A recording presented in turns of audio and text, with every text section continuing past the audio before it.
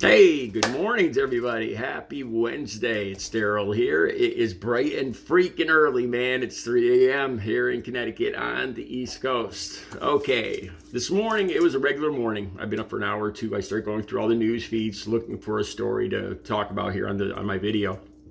And I was getting a little dejected. I was getting a little worried because I couldn't find anything that really, usually I'll know, right? As soon as I come across a story, it'll get a strong response. Like I'll get angry, happy, disgusted, whatever, and I'm like, right away I know this is what I want to talk about in my video, and then I rush out here. I take a shower.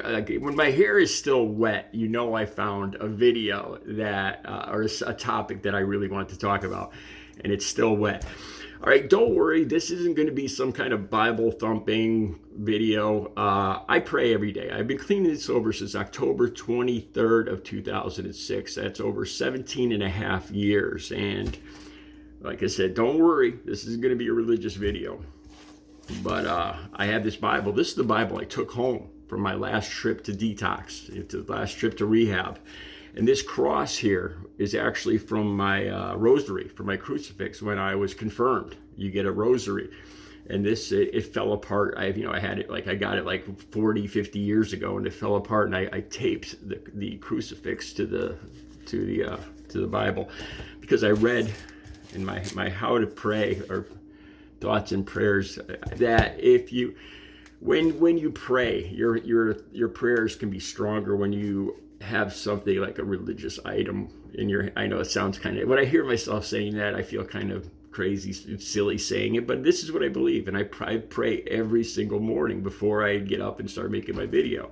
I've been doing this for 17 and a half years.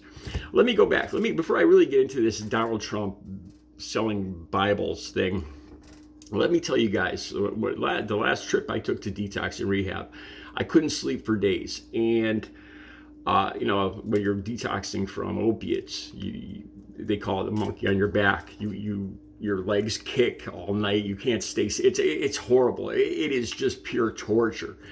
I won't get into all that, but I couldn't sleep for days. And there was a Bible in the room, and I started reading that. And one of my favorite parables, I started reading the parables, and they were like so cool. They were these little stories, these little like lessons, and I could understand them, and I saw myself in them. And one of the coolest ones I still remember, I think it was the parable of the lost sheep. And I felt like this, it talked about me, because in the parable of the lost, real quick, in the parable of the lost sheep, I think some of Jesus' followers they asked him, well, why do you just leave us like in the woods? All the faithful followers, all his faithful worshipers, and he would go out and look for sinners to repent, to bring into the flock. And they asked him, well, we're your faithful. Why do you just leave us here and go look for these sinners? And this is the coolest thing that I ever read in the Bible. It says that all of heaven rejoices more when one lost sheep comes back to the flock, repents and comes back.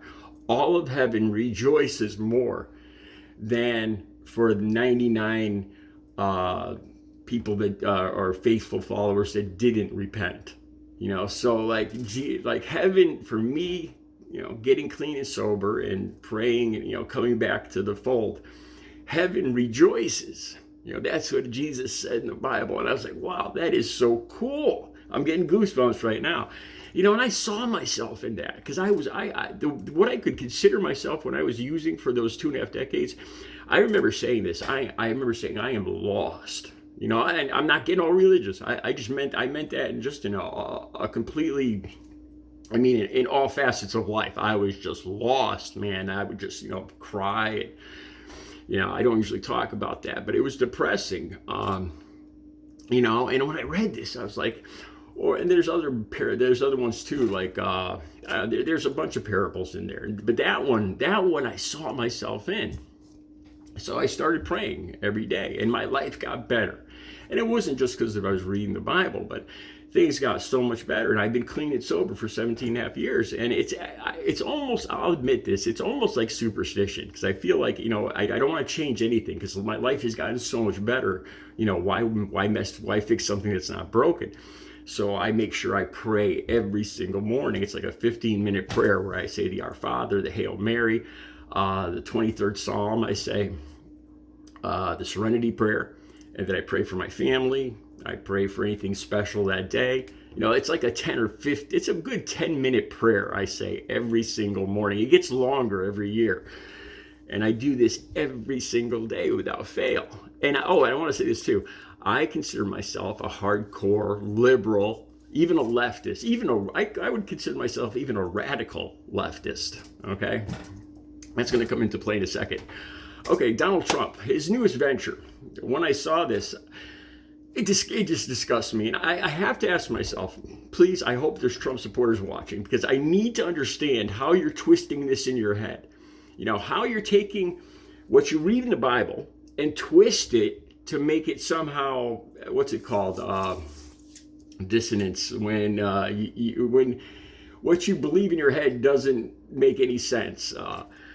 Anyway, I need to know your opinion on this, because the first thing, okay, so he's selling these Bibles.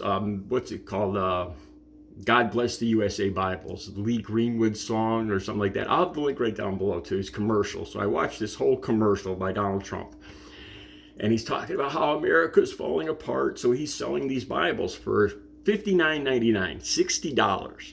Okay, and it's got the Constitution. It's got a Make America, God Bless America, with the Constitution and the Pledge of Allegiance, all that stuff in it. And he's selling this, all right? So, and then one of the things that bothers me, what he says, let's make America pray again. It sounds to me like, let's force America. Let's make America pray again. And that's disturbing to me. And then the whole thing, of course, is somehow that the United States or America is somehow more blessed than the rest of the world. God created all human beings, and somehow American citizens are his favorite. The land of guns and blasphemy and Donald Trump calling people names and all this other stuff. And somehow we're the favorite children of God and all this.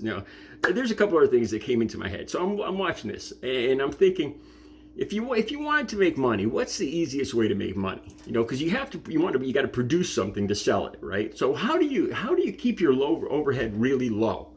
So you can take something and hardly spend any money to produce it and make a lot of money on it. And then I saw that in this. Okay, because Bibles are free. The content is free. The copyright is free. Bibles are basically free. So, and the Constitution. Everything in this piece that he's selling, the manufacturing, the paper, there was a cost for that, but all the content in it is already created. There's no copyright. It's free. And he takes this free religious material and this, the stuff from the United States, the Constitution, no charge, and then turns around and sells it for 100 times, 1,000 times the profit. Whatever it cost him just to make the paper and to produce the actual physical Bible. That's how you make freaking money. Then I thought about this, because, it reminded me of something. It reminded me of, I think it's it's Matthew 9:24, where Jesus goes and starts flipping over tables, the money changers, and I read that this morning.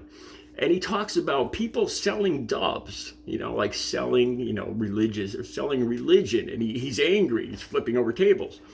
And I'm like, is this not exactly what Donald Trump is doing right here?